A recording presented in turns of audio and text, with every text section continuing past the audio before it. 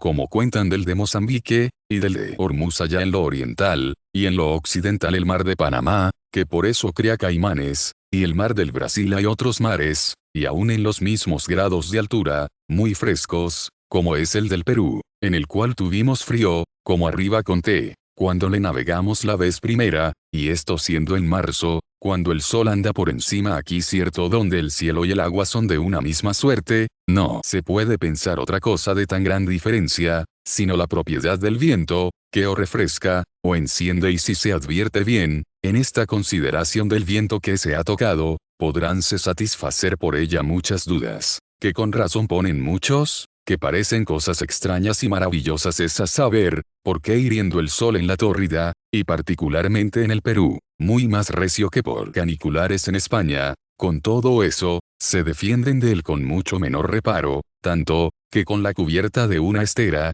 o de un techo de paja, se hallan más reparados del calor, que en España con techo de madera, y aún de bóveda y tem. Porque en el Perú las noches de verano no son calientes ni congojosas como en España y tem, porque en las más altas cumbres de la sierra, aún entre montones de nieve, acaece muchas veces hacer calores intolerables, porque en toda la provincia del Collao, estando a la sombra, por flaca que sea, hace frío, y en saliendo de ella al sol, luego se siente excesivo calor y tem, porque siendo toda la costa del Perú llena de arenales muertos, con todo eso es tan templada y tem, porque distando Potosí de la ciudad de La Plata solas 18 leguas, y teniendo los mismos grados, hay tan notable diferencia, que Potosí es frigidísima, estéril, y seca, La Plata al contrario es templada, y declina a caliente, y es muy apacible, y muy fértil tierra en efecto. Todas estas diferencias y extrañezas el viento es el que principalmente las causa, porque en cesando el beneficio del viento fresco, es tan grande el ardor del sol, que aunque sea en medio de nieves, abrasa, envolviendo el frescor del aire, luego se aplaca todo el calor, por grande que sea y donde es ordinario, y como morador este viento fresco, no consiente que los humos terrenos y gruesos, que exhala la tierra, se junten, y causen calor y congoja, lo cual en Europa es al revés, que por estos humos de la tierra, que queda como quemada del sol del día, son las noches tan calientes, pesadas o congojosas, y así parece, que sale el aire muchas veces como de una boca de un horno. Por la misma razón en el Perú el frescor del viento hace, que en faltando de los rayos del sol, con cualquier sombra se sienta fresco otro sí. En Europa el tiempo más apacible y suave en el estío es por la mañanica, por la tarde es el más recio y pesado más en el Perú, y en toda la equinoccial es al contrario, que por cesar el viento de la mar por las mañanas, y levantarse ya que el sol comienza a encumbrar,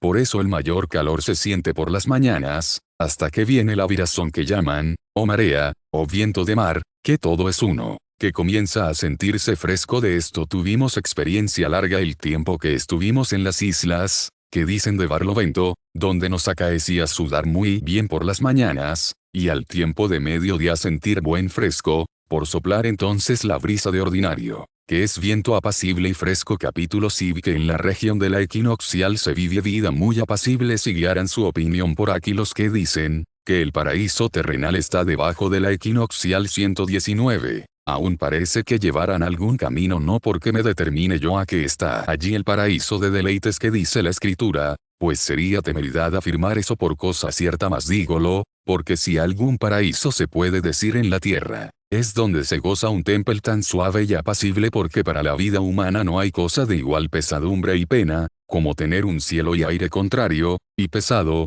y enfermo, ni hay cosa más gustosa y apacible, que gozar del cielo y aire suave, sano, y alegre. Está claro, que de los elementos ninguno participamos más a menudo, ni más en lo interior del cuerpo, que el aire. Este rodea nuestros cuerpos, este nos entra en las mismas entrañas, y cada momento visita el corazón, y así le imprime sus propiedades. Si es aire corrupto, en tantico mata, si es saludable, repara las fuerzas. Finalmente, solo el aire podemos decir que es toda la vida de los hombres, así que aunque haya más riquezas y bienes, si el cielo es desabrido y malsano, por fuerza se ha de vivir vida penosa y disgustada. Mas si el aire y cielo es saludable, y alegre y apacible, aunque no haya otra riqueza, da contento y placer mirando la gran templanza, y agradable temple de muchas tierras de Indias, donde ni se sabe que es invierno, que apriete con fríos, ni estío que congoje con calores, donde con una estera se reparan de cualesquier injurias del tiempo, donde apenas hay que mudar vestido en todo el año, digo cierto, que considerando esto, me ha parecido muchas veces, y me lo parece hoy día,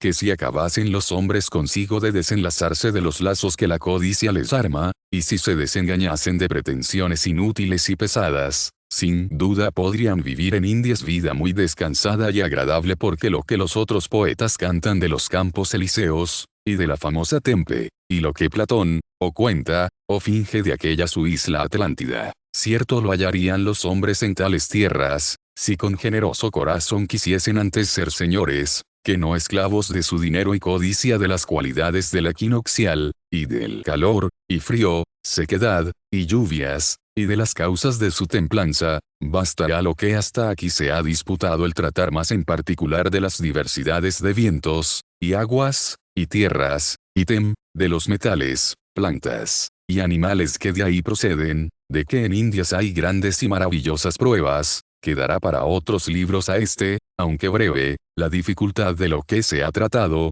le hará por ventura parecer prolijo. Fin del segundo libro. Nota del autor. Adviértese al lector, que los 2 libros precedentes se escribieron en latín, estando yo en el Perú, y así hablan de las cosas de Indias, como de cosas presentes. Después, habiendo venido a España, me pareció traducirlos en vulgar, y no quise mudar el modo de hablar que tenían, pero en los 5 libros siguientes, porque los hice en Europa, fue forzoso mudar el modo de hablar, y así trato en ellos las cosas de Indias, como de tierras y cosas ausentes, porque esta variedad de hablar pudiera con razón ofender al lector. Me pareció advertirlo aquí de nuevo. Libro tercero de la Historia Natural y Moral de las Indias. Capítulo primero. Que la historia natural de cosas de las Indias es apacible y deleitoso. Toda historia natural es de suyo agradable, y a quien tiene consideración algo más levantada, es también provechosa para alabar al autor de toda la naturaleza, como vemos que lo hacen los varones sabios y santos, mayormente David 120 en diversos salmos,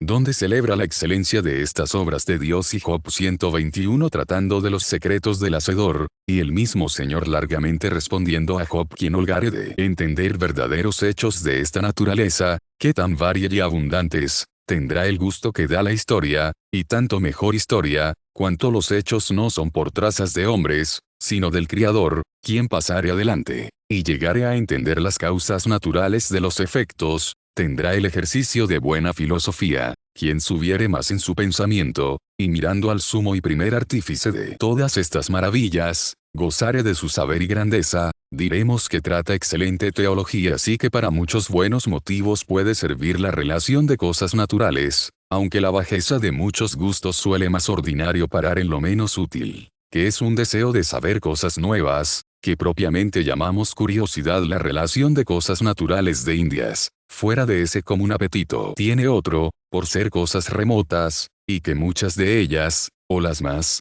no atinaron con ellas los más aventajados maestros de esta facultad entre los antiguos. Si de estas cosas naturales de Indias se hubiese de escribir copiosamente, y con la especulación que cosas tan notables requieren, no dudo yo que se podría hacer obra, que llegase a las de Plinio, y Teofrasto, y Aristóteles. Mas ni yo hallo en mí ese caudal, ni aunque le tuviera, fuera conforme a mi intento, que no pretendo más de ir apuntando algunas cosas naturales, que estando en Indias vi y consideré, o las oí de personas muy fidedignas, y me parece no están en Europa tan comúnmente sabidas, y así en muchas de ellas pasaré sucintamente, o por estar ya escritas por otros, o por pedir más especulación de la que yo les he podido dar. Capítulo I de los vientos, y sus diferencias, y propiedades, y causas en general, habiéndose, pues, en los 2 libros pasados tratado lo que toca al cielo, y habitación de Indias en general, síguese decir de los 3 elementos, aire, agua, y tierra,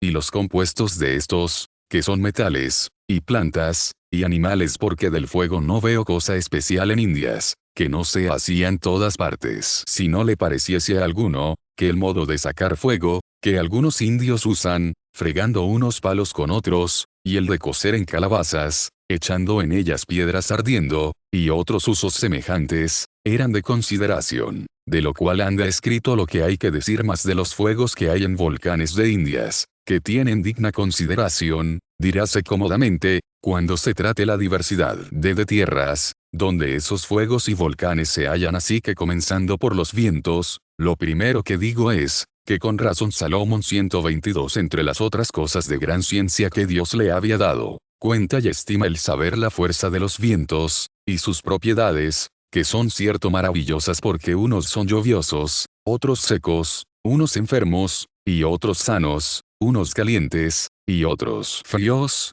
serenos, y tormentosos, estériles, y fructuosos, con otras mil diferencias hay vientos, que en ciertas regiones corren, y son como señores de ellas, sin sufrir competencia de sus contrarios en otras partes andan a veces, ya vencen estos, ya sus contrarios, a veces corren diversos, y aún contrarios juntos, y parten el camino entre sí, y acaece ir el uno por lo alto, y el otro por lo bajo. Algunas veces se encuentran reciamente entre sí, que para los que andan en mares fuerte peligro hay vientos que sirven para generación de animales, otros que las destruyen corriendo. Cierto viento se ve en alguna costa llover pulgas, no por manera de encarecer, sino que en efecto cubren el aire, y cuajan la playa de la mar. En otras partes llueven sapillos. Estas y otras diferencias, que se prueban tan ciertas, atribuyen comúnmente a los lugares por donde pasan estos vientos, porque dicen, que de ellos toman sus cualidades de secos, o fríos, o húmedos, o cálidos, o enfermos, o sanos, y así las demás, lo cual en parte es verdad,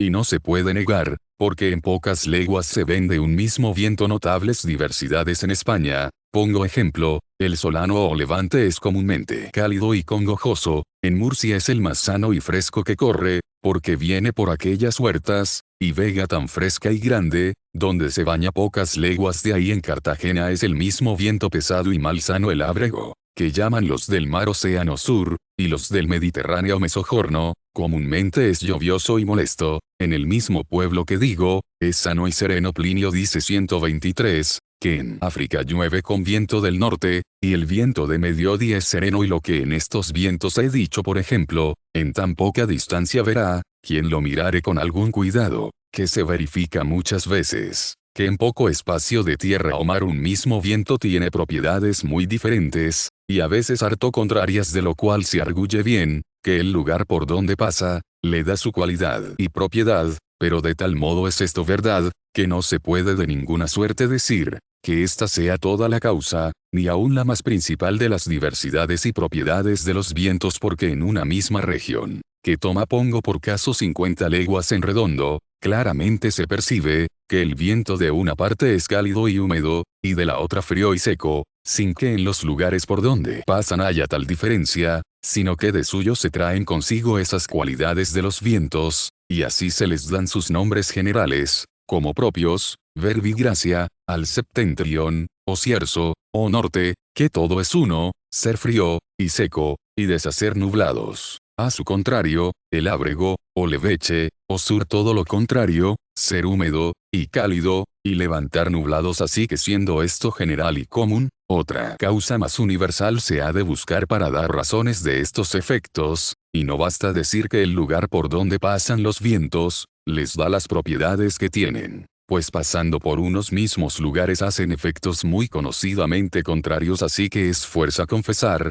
que la región del cielo de donde soplan, les da esas virtudes y cualidades. Y así el cierzo, porque sopla del norte, que es la región más apartada del sol, es de suyo frío. El ábrego, que sopla del mediodía, es de suyo caliente, y porque el calor atrae vapores, es juntamente húmedo y lluvioso, y al revés el cierzo seco y sutil, por no dejar cuajar los vapores. Y a este modo se puede discurrir en otros vientos, atribuyendo las regiones que tienen, a las propiedades del aire de donde soplan. Mas hincando la consideración en esto un poco más, no acaba de satisfacer del todo esta razón, porque preguntaré yo, ¿qué hace la región del aire, de donde viene el viento, si allí no se halla su cualidad? Quiero decir, en Germania el ábrego es cálido y lluvioso, y en África el cierzo frío y seco. Cierto es, que de cualquier región de Germania donde se engendre el ábrego, ha de ser más fría que cualquiera de África, donde se engendra el cierzo. Pues ¿por qué razón ha de ser más frío en África el cierzo, que el ábrego en Germania? siendo verdad que procede de región más cálida dirán que viene del norte, que es frío, no satisface, ni es verdad,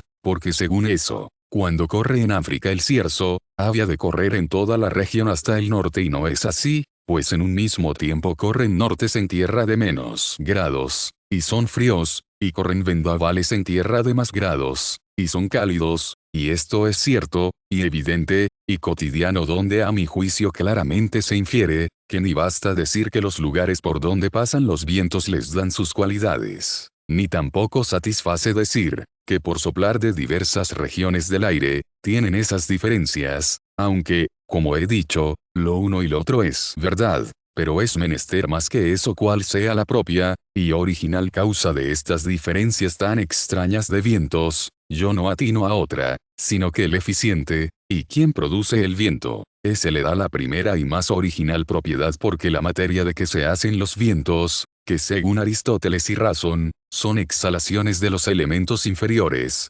aunque con su diversidad de ser más gruesa, o más sutil, más seca, o más húmeda, puede causar, y en efecto causa gran parte de esta diversidad, pero tampoco basta, por la misma razón que está tocada, es a saber, que en una misma región donde los vapores y exhalaciones son de un mismo género, se levantan vientos de operaciones contrarias y así parece se ha de reducir el negocio al eficiente superior y celeste, que ha de ser el sol y movimiento e influencia de los cielos, que de diversas partes mueven e influyen variamente y porque estos principios de mover e influir no son a los hombres tan ocultos, y ellos en sí tan poderosos y eficaces. Con gran espíritu de sabiduría dijo el santo profeta David 124, entre otras grandezas del Señor, y lo mismo replicó el profeta Jeremías 125, qui educit ventos de thesauris suis el que saca los vientos de sus tesoros cierto tesoros son ocultos y ricos estos principios, que en su eficiencia tiene el autor de todo, con que cuando quiere, con suma facilidad saca para castigo, o para regalo de los hombres, y envía el viento que quiere y no como el otro Eolo, que neciamente fingieron los poetas, tener en su cueva encerrados los vientos, como a fieras en jaula el principio y origen de estos vientos no le vemos, ni aún sabemos, qué tanto durarán, ni dónde procedieron, ni hasta dónde llegarán mas vemos y sabemos de cierto los diferentes efectos que hacen, como nos advirtió la suma verdad, y autor de todo, diciendo 126, Spiritus ubi vult spirat, pevos mejus audis, penesis unde veniat aut quovadat el espíritu, o viento sopla donde le parece, y bien que sientes su soplo, mas no sabes de dónde procedió, ni a dónde ha de llegar para que entendamos, que entendiendo tan poco en cosa que tan presente y tan cotidiana nos es, no hemos de presumir de comprender lo que tan alto, y tan oculto es, como las causas y motivos del Espíritu Santo bástanos conocer sus operaciones y efectos, que en su grandeza y pureza se nos descubren bastantemente y también bastará haber filosofado esto poco de los vientos en general, y de las causas de sus diferencias, y propiedades, y operaciones, que en suma las hemos reducido a tres, es a saber, a los lugares por donde pasan, a las regiones de donde soplan, y a la virtud celeste movedora y causadora del viento. Capítulo 3 de algunas propiedades de vientos que corren en el nuevo orbe. Cuestión es muy disputada por Aristóteles 127 si el viento austro, que llamamos ábrego, o leveche, o sur que por ahora todo es uno sopla desde el otro polo antártico, o solamente de la equinoccial y mediodía, que en efecto es preguntar, si aquella cualidad que tiene de ser lluvioso y caliente, le permanece pasada la equinoccial y cierto es bien para dudar, porque aunque se pásela el viento norte, que corre del lado contrario, no deja de ser norte, aunque se pase la tórrida y la línea y así parece que ambos vientos han de conservar sus primeras propiedades, el uno de ser caliente y húmedo, y el otro de ser frío y seco, el austro de causar nublados y lluvias, y el boreas, o norte de derramarlas y serenar el cielo. Mas Aristóteles a la contraria opinión se llega más, porque por eso es el norte en Europa frío, porque viene del polo, que es región sumamente fría, y el ábrego al revés es caliente, porque viene del mediodía, que es la región que el sol más calienta, pues la misma razón obliga a que los que habitan de la otra parte de la línea les sea el austro frío, y el cierzo, o norte caliente, porque allí el austro viene del polo, y el norte viene del mediodía y aunque parece que ha de ser el austro, o sur más frío allá, que es acá el cierzo, o norte porque se tiene por región más fría la del polo del sur, que la del polo del norte, a causa de gastar el sol 7 días del año más hacia el trópico de Cancro, que hacia el de Capricornio, como claramente se ve por los equinoccios y solsticios, que hace en ambos círculos con que parece quiso la naturaleza declarar la ventaja y nobleza, que esta media parte del mundo, que está al norte, tiene sobre la otra media, que está al sur siendo así, parece concluyente razón para entender, que se truecan estas cualidades de los vientos en pasando la línea mas en efecto no pasa así. Cuanto yo he podido comprender con la experiencia de algunos años que anduve en aquella parte del mundo, que cae pasada la línea al sur bien es verdad que el viento norte no es allá tan generalmente frío y sereno como acá en algunas partes del Perú experimentan, que el norte les es enfermo y pesado, como en Lima, y en los llanos y por toda aquella costa, que corre más de 500 leguas. Tienen al sur por saludable y fresco, y lo que más es, serenísimo, pues con él jamás llueve, todo al contrario de lo que pasa en Europa, y de esta parte de la línea, pero esto de la costa del Perú no hace regla, antes es excepción, y una maravilla de naturaleza, que es nunca llover en aquella costa, y siempre correr un viento, sin dar lugar a su contrario, de lo cual se dirá después lo que pareciere ahora quedamos con esto, que el norte no tiene de la otra parte de la línea las propiedades que el austro tiene de esta, aunque ambos soplan del mediodía a regiones opuestas porque no es general allá, que el norte sea cálido, ni lluvioso, como lo es acá el austro, antes llueve allá también con el austro, como se ve en toda la sierra del Perú, y en Chile, y en la tierra de Congo, que está pasada la línea, y muy dentro en la mar y en Potosí el viento que llaman Tomavi, que si no me acuerdo mal, es nuestro cierzo, es extremadamente seco y frío, y desabrido como por acá verdad es, que no es por allá tan cierto el disipar las nubes el norte, o cierzo, como acá, antes, si no me engaño, muchas veces llueve con él no hay duda sino que de los lugares por donde pasan, y de las próximas regiones de donde nacen, se les pega a los vientos tan grande diversidad, y efectos contrarios, como cada día se experimentan en 1000 partes pero hablando en general, para la cualidad de los vientos, más se mira en los lados y partes del mundo, de donde proceden, que no en ser de esta, o de la otra parte de la línea, como a mi parecer acertadamente lo sintió el filósofo estos vientos capitales, que son oriente y poniente, ni acá, ni allá tienen tan notorias y universales cualidades, como los dos dichos pero comúnmente por acá el solano, o levante es pesado y mal sano, el poniente, o céfiro es más apacible y sano en Indias, y en toda la tórrida, el viento de oriente, que llaman brisa, es al contrario de acá, muy sano y apacible del de poniente no sabré decir cosa cierta ni general, mayormente no corriendo en la tórrida ese viento, sino rarísimas veces porque en todo lo que se navega entre los trópicos, es ordinario y regular viento el de la brisa lo cual por ser una de las maravillosas obras de naturaleza, es bien se entiende de raíz como pasa capítulo y que en la tórrida zona corren siempre brisas, y fuera de ella vendavales y brisas no es el camino de mar como el de tierra, que por donde se va, por allí se vuelve el mismo camino es, dijo el filósofo, de Atenas a Tebas, y de Tebas a Atenas en la mar no es así, por un camino se va, y por otro diferente se vuelve los primeros descubridores de Indias occidentales, y aún de la oriental, pasaron gran trabajo y dificultad en hallar la derrota cierta para ir, y no menos para volver 128, hasta que la experiencia, que es la maestra de estos secretos, les enseñó que no era el navegar por el océano, como el ir por el Mediterráneo a Italia, donde se van reconociendo a ida y vuelta unos mismos puertos y cabos, y solo se espera el favor del aire, que con el tiempo se muda y aun cuando esto falta, se valen del remo, y así van y vienen galeras costeando en el mar océano en ciertos parajes no hay esperar otro viento, ya se sabe, que el que corre ha de correr más o menos, en fin, el que es bueno, para ir, no es para volver porque en pasando del trópico, y entrando en la tórrida señorean la mar siempre los vientos que vienen del nacimiento del sol, que perpetuamente soplan,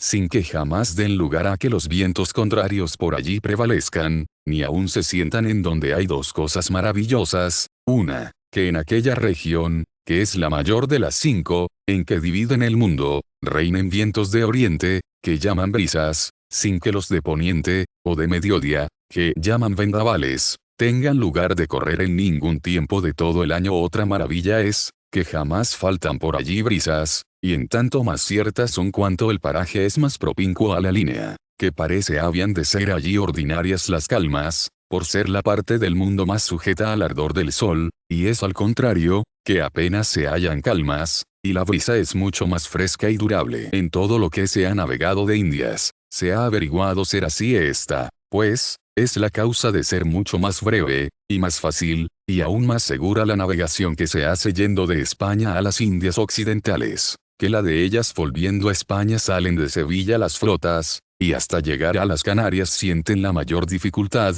por ser aquel golfo de las yeguas vario, y contrastado de varios vientos. Pasadas las Canarias, van bajando hasta entrar en la Tórrida, y hallan luego la brisa, y navegan a popa, que apenas hay necesidad de tocar a las velas en todo el viaje. Por eso llamaron a aquel gran golfo, el Golfo de las Damas, por su quietud y apacibilidad. Así llegan hasta las islas Dominica, Guadalupe, Deseada, Marigalante, y las otras que están en aquel paraje, que son como arrabales de las tierras de Indias. Allí las flotas se dividen, y las que van a Nueva España echan a mano derecha en demanda de la española, y reconociendo el cabo de San Antón, dan consigo en San Juan de Ulúa, sirviéndoles siempre la misma brisa. Las de tierra firme toman la izquierda, y van a reconocer la altísima Sierra Tayrona, y tocan en Cartagena, y pasan a nombre de Dios, de donde por tierra se va a Panamá, y de allí por la mar del sur al Perú. Cuando vuelven las flotas a España, hacen su viaje en esta forma.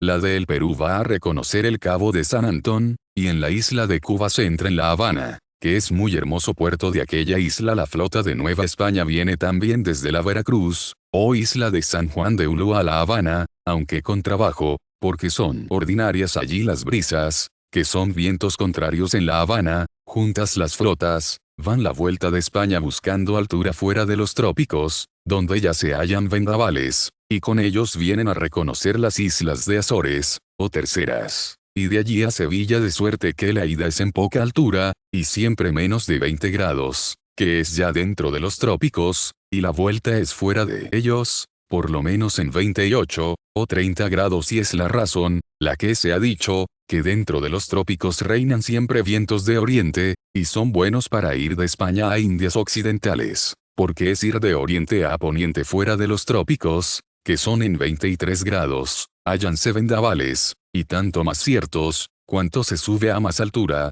y son buenos para volver de Indias, porque son vientos de mediodía y poniente, y sirven para volver a oriente y norte. El mismo discurso pasa en las navegaciones que se hacen por el Mar del Sur, navegando de la Nueva España, o el Perú a las Filipinas, o a la China, y volviendo de las Filipinas, o China a la Nueva España, porque a la ida, como es navegar de oriente a poniente, es fácil, y cerca de la línea se halla siempre viento a popa, que es brisa. El año de 84 salió del Callao de Lima un navío para las Filipinas, y navegó 2700 leguas sin ver tierra. La primera que reconoció fue la isla de Luzón, a donde iba, y allí tomó puerto, habiendo hecho su viaje en 2 meses, sin faltarles jamás viento, ni tener tormenta, y fue su derrota casi por debajo de la línea, porque de Lima, que está a 12 grados al sur, vinieron a Manila, que está casi otros tantos al norte. La misma felicidad tuvo en la ida al descubrimiento de las islas que llaman de Salomón,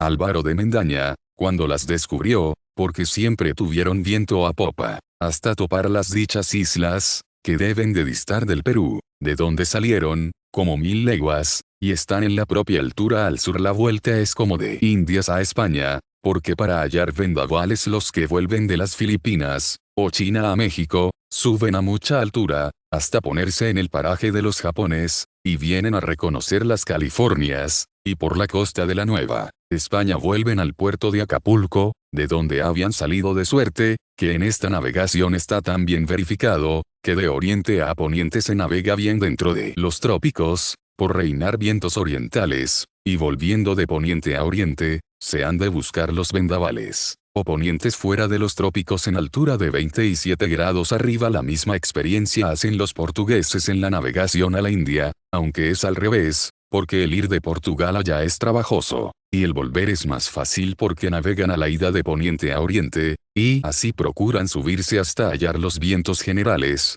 que ellos dicen que son también de 27 grados arriba. A la vuelta reconocen a las terceras, pero les es más fácil, porque vienen de oriente, y sírvenles las brisas, o nordestes. Finalmente, ya es regla, y observación cierta de marineros, que dentro de los trópicos reinan los vientos de levante, y así es fácil navegar al poniente. Fuera de los trópicos unos tiempos hay brisas, otros, y lo más ordinario, hay vendavales, y por eso quien navega de poniente a oriente procura salirse de la tórrida, y ponerse en altura de 27 grados arriba, con la cual regla se han ya los hombres atrevido a emprender navegaciones extrañas para partes remotísimas, y jamás vistas. Capítulo B chica de las diferencias de brisas y vendavales con los demás vientos, siendo lo que está dicho cosa tan probada y tan universal, no puede dejar de poner gana de inquirir la causa de este secreto, porque en la tórrida se navega siempre de oriente a poniente con tanta facilidad, y no al contrario, que es lo mismo que preguntar,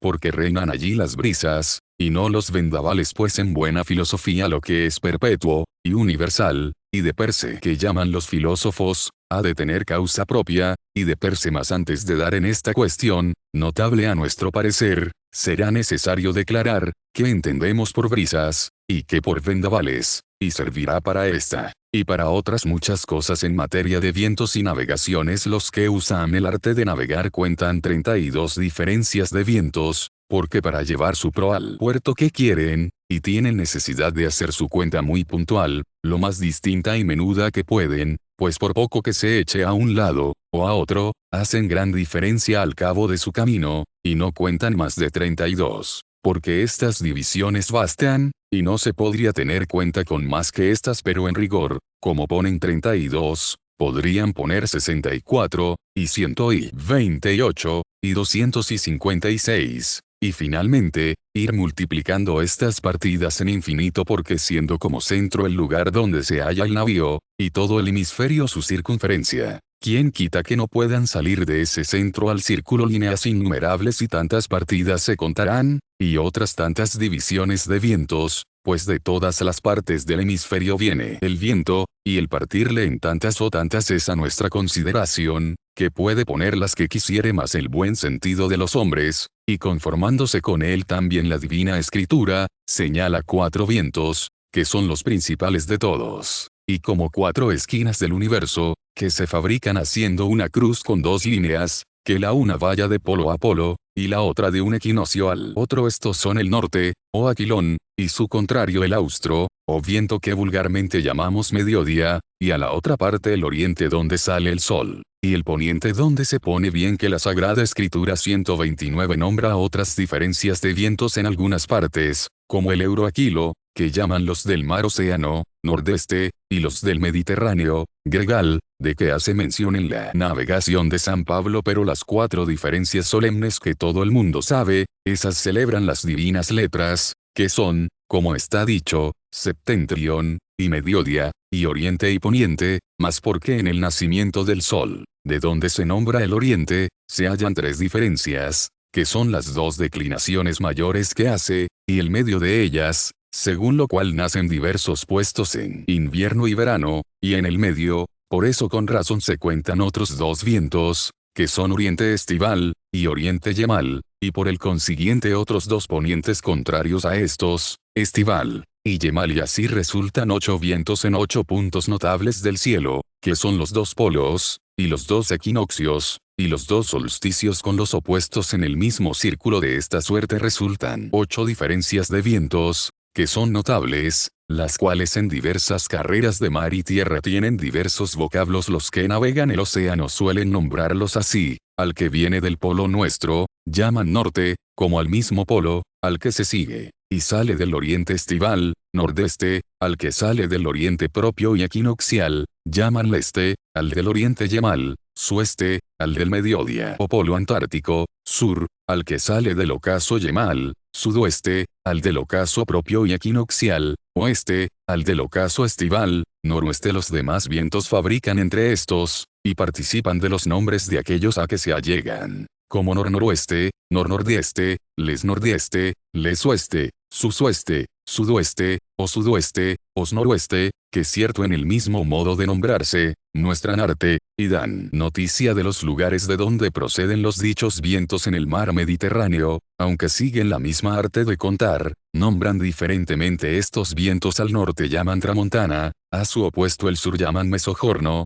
o mediodia, al este llaman levante, al oeste poniente, y a los que entre estos cuatro se atraviesan, al sueste dicen jiroque, o jaloque, a su opuesto, que es noroeste, llaman maestral, al nordeste llaman greco, o gregal, y a su contrario el sudoeste llaman leveche, que es libico, o africo en latín. En latín los cuatro cabos son, septentrio, auster, subsulanos, favonius, y los entrepuestos son, aquilo, vulturnus, africus, y corus. Según Plinio 130 vulturnus, y eurus son el mismo viento que es oeste, o jaloque, favonius el mismo que oeste, o poniente, aquilo, y boreas el mismo que nordeste, o gregal tramontana, africus, y libis el mismo que sudoeste, o leveche, auster, y notus el mismo que sur, o mediodia, corus, y zephirus el mismo que noroeste, o maestral al propio que es nordeste, o gregal, no le da otro nombre sino penicias. Otros los declaran de otra manera, y no es de nuestro intento averiguar al presente los nombres latinos y griegos de los vientos. Ahora digamos, ¿cuáles de estos vientos llaman brisas, y cuáles vendavales? Nuestros marineros del mar Océano de Indias es así que mucho tiempo anduve confuso con estos nombres, viéndoles usar de estos vocablos muy diferentemente, hasta que percibí bien, que más son nombres generales,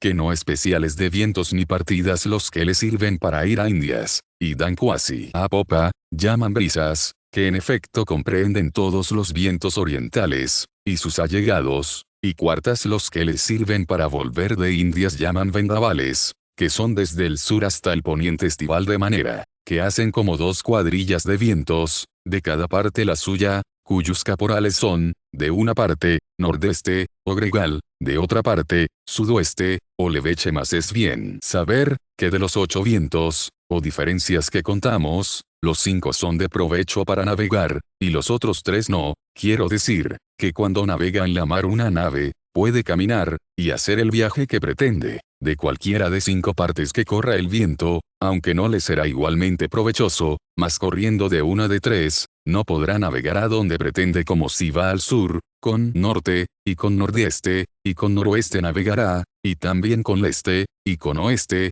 porque los de los lados igualmente sirven para ir, y para venir. Más corriendo sur, que es derechamente contrario, no puede navegar al sur, ni podrá con los otros 2 laterales suyos, que son sueste, y sudoeste. Esto es cosa muy trillada a los que andan por mar, y no había necesidad de ponerlo aquí, sino solo para significar, que los vientos laterales del propio y verdadero oriente, esos soplan comúnmente en la tórrida, y los llaman brisas, y los vientos de mediodía hacia poniente, que sirven para navegar de occidente a oriente, no se hallan comúnmente en la tórrida, y así los suben a buscar fuera de los trópicos, y esos nombran los marineros de Indias comúnmente vendavales. Capítulo vi que sea la causa de hallarse siempre viento de oriente en la tórrida para navegar. Digamos ahora acerca de la cuestión propuesta, cuál sea la causa de navegarse bien en la tórrida de oriente a poniente, y no al contrario, para lo cual se han de presuponer 2 fundamentos verdaderos. El uno es, que el movimiento del primer móvil,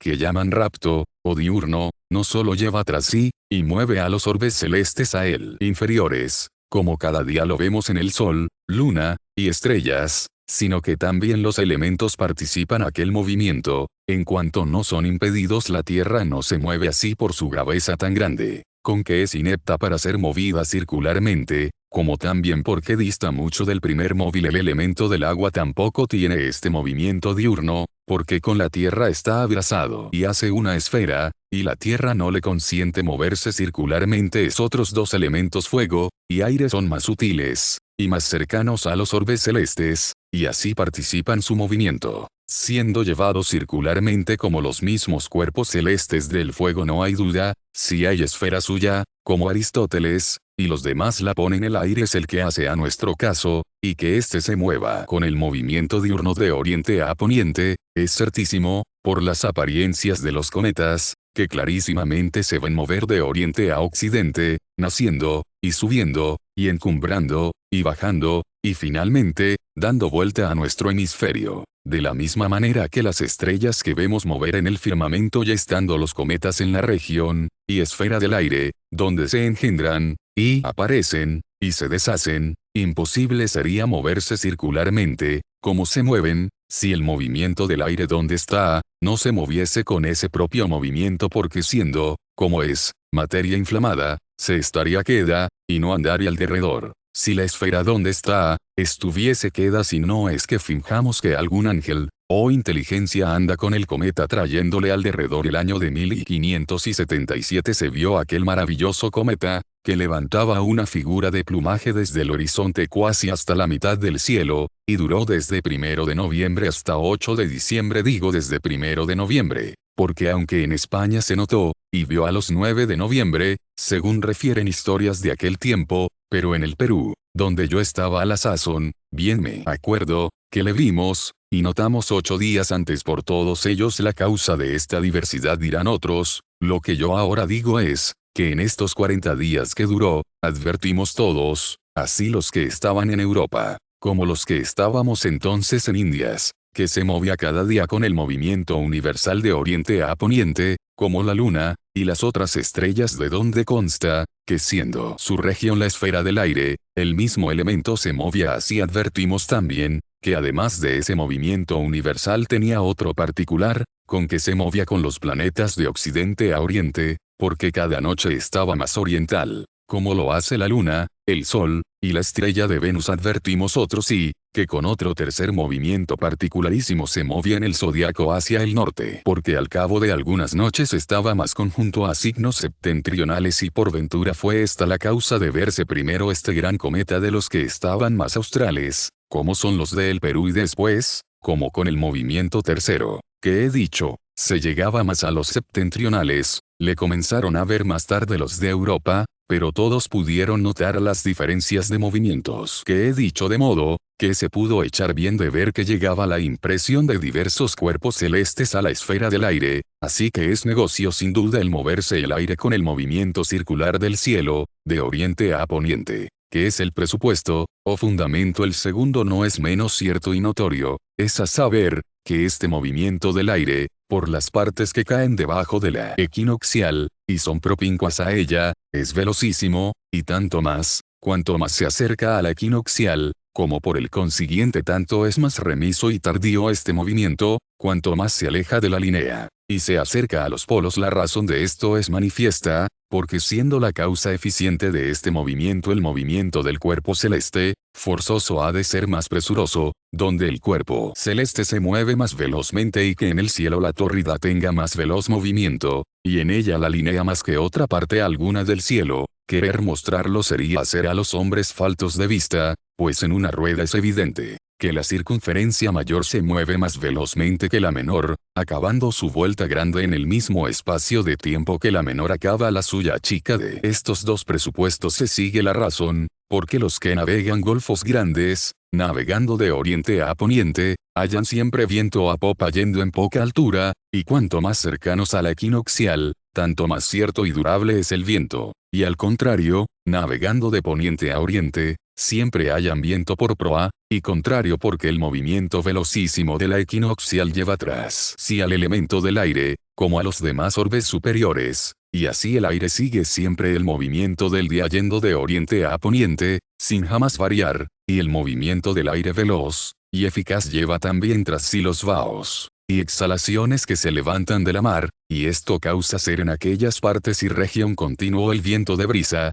que corre de levante. Decía el P. Alonso Sánchez, que es un religioso de nuestra compañía, que anduvo en la India occidental, y en la oriental, como hombre tan práctico, y tan ingenioso, que el navegar con tan continuo y durable tiempo debajo de la línea, o cerca de ella, que le parecía a él, que el mismo aire movido del cielo era el que llevaba los navios, y que no era aquello viento propiamente, ni exhalación, sino el propio elemento del aire movido del curso diurno del cielo. Traían confirmación de esto, que en el Golfo de las Damas, y en esotros grandes golfos que se navegan en la tórrida, es el tiempo uniforme, y las velas van con igualdad extraña, sin ímpetu ninguno, y sin que sea menester mudarlas cuasi en todo el camino. Y si no fuera aire movido del cielo, alguna vez faltaría, y algunas se mudaría en contrario, y algunas también fuera tormentoso, aunque esto está dicho doctamente, no se puede negar que sea también viento, y le haya, pues hay vaos y exhalaciones del mar, y vemos manifiestamente,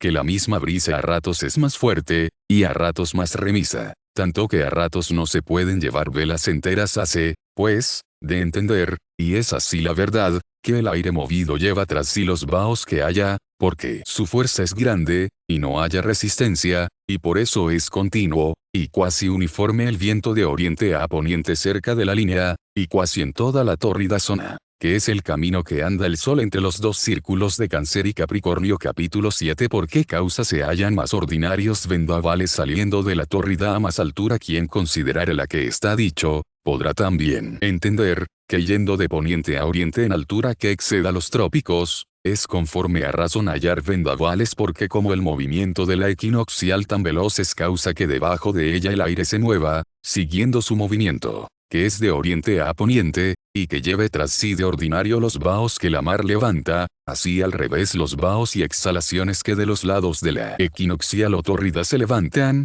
con la repercusión que hacen topando en la corriente de la zona, revuelven cuasi en contrario, y causan los vendavales, o sudoeste. Están experimentados por esas partes, así como vemos que las corrientes de las aguas, si son heridas y sacudidas de otras más recias, vuelven cuasi en contrario. Al mismo modo parece acaecer en los vaos y exhalaciones por donde los vientos se despiertan a unas partes y a otras. Estos vendavales reinan más ordinariamente en mediana altura de 27 a 37 grados, aunque no son tan ciertos y regulares como las brisas en poca altura, y la razón lo lleva, porque los vendavales no se causan de movimiento propio y uniforme del cielo, como las brisas cerca de la línea, pero son, como he dicho, más ordinarios, y muchas veces furiosos sobremanera y tormentosos en pasando a mayor altura, como de 40 grados. Tampoco hay más certidumbre de vientos en la mar, que en la tierra. Unas veces son brisas, o nortes, otras son vendavales, o ponientes. Y así son las navegaciones más inciertas y peligrosas. Capítulo 8. De las excepciones que se hallan en la regla ya dicha,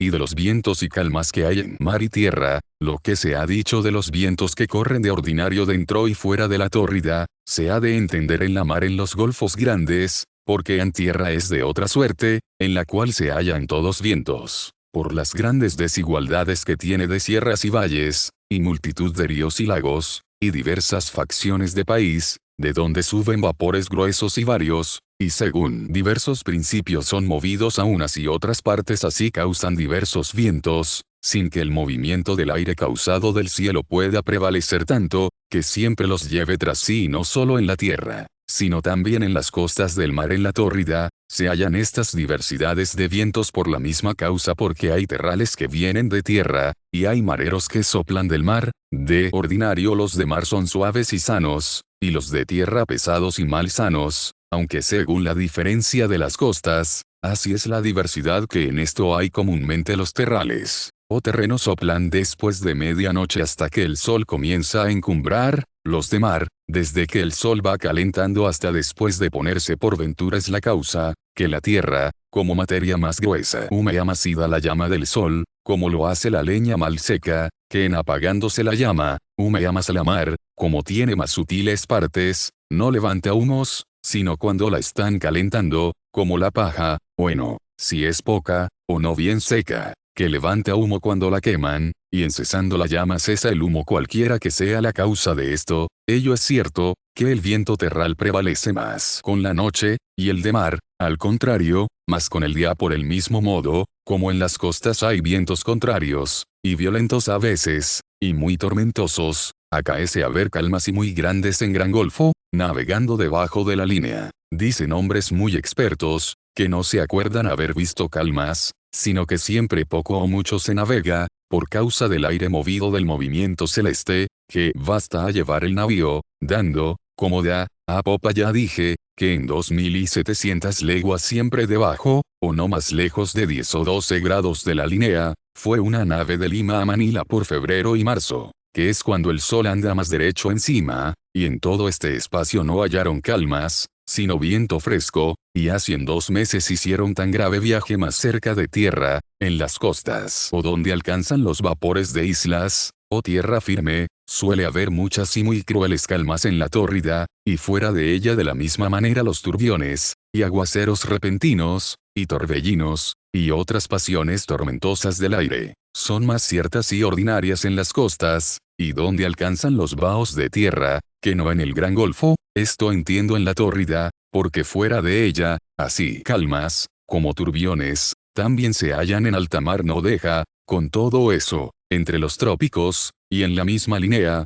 de haber aguaceros, y súbitas lluvias a veces, aunque sea muy adentro en la mar, porque para eso bastan las exhalaciones y vapores del mar, que se mueven a veces presurosamente en el aire, y causan truenos y turbiones, pero esto es mucho más ordinario cerca de tierra, y en la misma tierra cuando navegué del Perú a la Nueva España advertí, que todo el tiempo que fuimos por la costa del Perú, fue el viaje, como siempre suele, fácil y sereno, por el viento sur, que corre allí, y con él se viene a popa la vuelta de España, y de Nueva España, cuando atravesamos el Golfo, como íbamos muy dentro en la mar, y cuasi debajo de la línea, fue el tiempo muy apacible, y fresco, y a popa en llegando al paraje de Nicaragua, y por toda aquella costa, tuvimos tiempos contrarios, y muchos nublados y aguaceros, y viento que a veces bramaba horriblemente y toda esta navegación fue dentro de la zona tórrida, porque de 12 grados al sur que está Lima,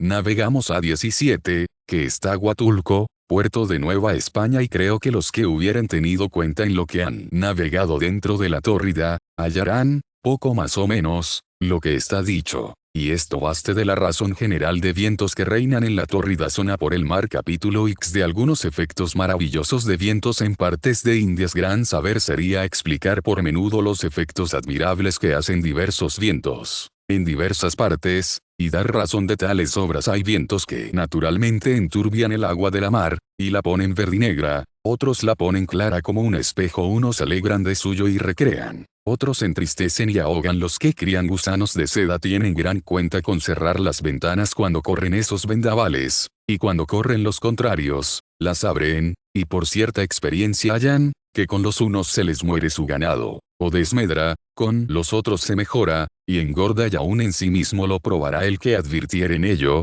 que hacen notables impresiones y mudanzas en la disposición del cuerpo. Las variedades de vientos que andan, mayormente en las partes afectas o indispuestas, y tanto más, cuanto son delicadas. La escritura 131 llama a un viento, abrasador, y a otro le llama, viento de rocío suave, y no es maravilla, que en las hierbas, y en los animales, y hombres se sientan tan notables efectos del viento, pues en el mismo hierro, que es el más duro de los metales, se sienten visiblemente en diversas partes de Indias rejas de hierro molidas y deshechas, y que apretando el hierro entre los dedos se desmenuzaba, como si fuera heno o paja seca, y todo esto causado de solo el viento, que todo lo gastaba y corrompía sin remedio, pero dejando otros efectos grandes y maravillosos. Solamente quiero referir dos: uno, que con dar angustias más que de muerte, no daña; otro, que sin sentirse corta la vida el marearse los hombres que comienzan a navegar,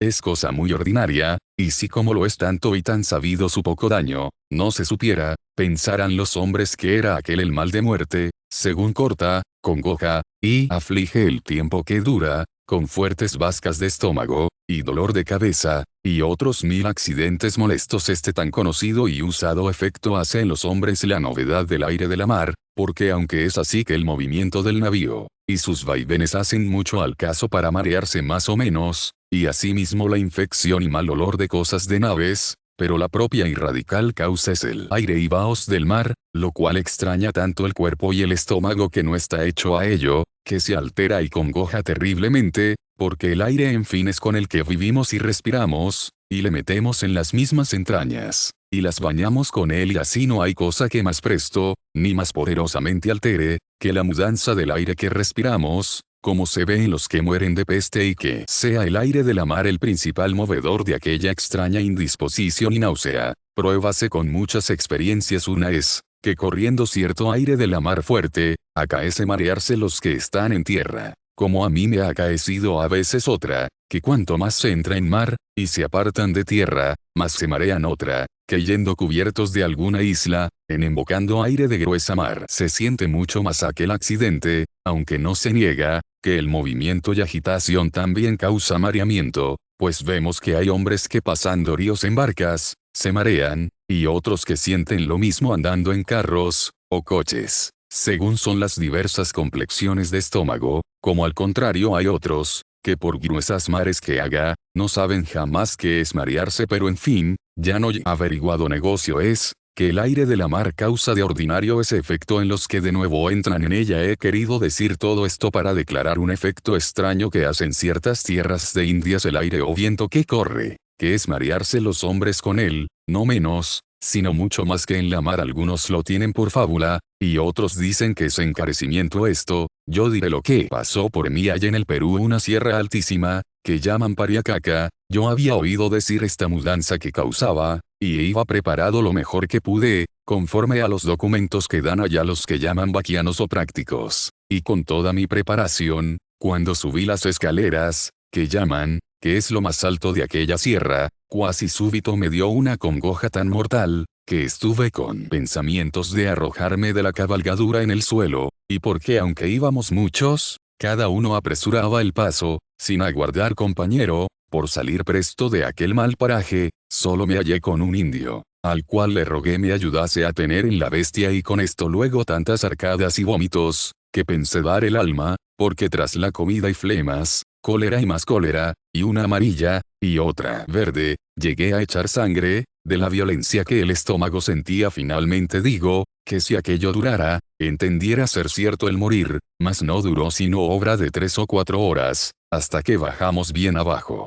y llegamos a Tempe el más conveniente, donde todos los compañeros, que serían 14 o 15, estaban muy fatigados, algunos caminando pedían confesión, pensando realmente morir, otros se apeaban, y de vómitos y cámaras estaban perdidos. Algunos me dijeron, que les había sucedido acabar la vida de aquel accidente. Otro vi yo, que se echaba en el suelo, y daba gritos del rabioso dolor que le había causado la pasada de Pariacaca, pero lo ordinario es no hacer daño de importancia, sino aquel fastidio y disgusto penoso que da mientras dura, y no es solamente aquel paso de la Sierra Pariacaca el que hace este efecto, sino toda aquella cordillera, que corre a la larga más de 500 leguas, y por donde quiera que se pase, se siente aquella extraña destemplaza, aunque en unas partes más que en otras, y mucho más a los que suben de la costa de la mar a la sierra, que no en los que vuelven de la sierra a los llanos. Yo la pasé fuera de Pariacaca, también por los Lucanas y Soras, y en otra parte por los Coyaguas, y en otra por los Cabanas, finalmente, por 4 partes diferentes en diversas idas y venidas, y siempre en aquel paraje sentí la alteración y mareamiento, que he dicho, aunque en ninguna tanto como en la primera vez de Pariacaca. La misma experiencia tienen los demás que la han probado, que la causa de esta destemplanza y alteración tan extraña sea el viento o aire que allí reina, no hay duda ninguna, porque todo el remedio, y lo es muy grande que hayan, es, en taparse cuanto pueden oídos, y narices, y boca, y abrigarse de ropa, especialmente el estómago, porque el aire es tan sutil y penetrativo, que pasa las entrañas, y no solo los hombres sienten aquella congoja, pero también las bestias, que a veces se encalman de suerte, que no hay espuelas que basten a moverlas. Tengo para mí, que aquel paraje es uno de los lugares de la tierra que hay en el mundo más alto, porque es cosa inmensa lo que se sube, que a mi parecer los puertos nevados de España, y los Pirineos y Alpes de Italia, son como casas ordinarias respecto de torres altas, y así me persuado que el elemento del aire está allí tan sutil y delicado, que no se proporciona a la respiración humana, que le requiere más grueso y más templado, y esa creo es la causa de alterar tan fuertemente el estómago, y descomponer todo el sujeto. Los puertos nevados, o sierras de Europa, que yo he visto, bien que tienen aire frío, que da pena, y obliga a abrigarse muy bien, pero ese frío no quita la gana del comer, antes la provoca, ni causa vómitos, ni arcadas en el estómago, sino dolor en los pies, o manos. Finalmente, es exterior su operación, mas el de Indias, que digo, sin dar pena a manos, ni pies, ni parte exterior, revuelve las entrañas, y lo que es más de admirar, acaece a ver muy gentiles soles, y calor en el mismo paraje, por donde me persuado, que el daño se recibe de la cualidad del aire que se aspira y respira, por ser sutilísimo y delicadísimo, y su frío no tan sensible, como penetrativo de ordinario es despoblada aquella cordillera, sin pueblos, ni habitación humana, que aun para los pasajeros apenas hay tambos, o chozas donde guarecerse de noche tampoco se crían animales buenos, ni malos, sino son vicuñas, cuya propiedad es extraña, como se dirá en su lugar está muchas veces la hierba quemada y negra del aire que digo dura el despoblado de 20 a 30 leguas de traviesa, y en largo, como he dicho, corre más de 500 hay otros despoblados, o desiertos, o páramos, que llaman en el Perú punas, porque vengamos a lo segundo que prometimos, donde la cualidad del aire sin sentir corta los cuerpos y vidas humanas en tiempos pasados caminaban los españoles del Perú al reino de Chile por la sierra.